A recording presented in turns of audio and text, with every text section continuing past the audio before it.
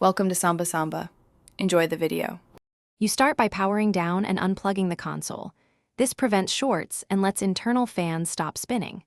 Once done, move the Xbox to a well-lit, static-free surface and remove external accessories so you can access vents. Use a soft brush to loosen surface dust around ports and the top vent while holding the console steady. This prepares debris for the next step and reduces the risk of pushing dust deeper into the chassis. Next, you perform deeper cleaning to remove trapped dust.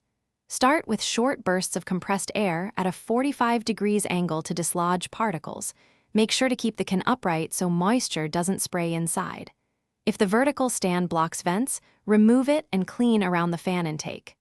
Once dust is loose, gently brush it out and use a low-power vacuum at a safe distance to capture debris, without generating static or oversuction on delicate components.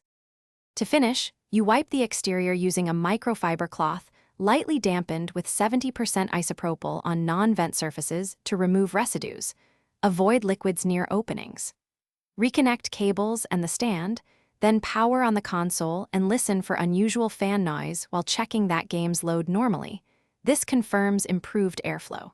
If you still see high temps or loud fans, double-check vents for blockage and consider professional service to inspect the internal.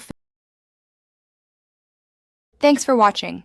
Consider subscribing if we helped you.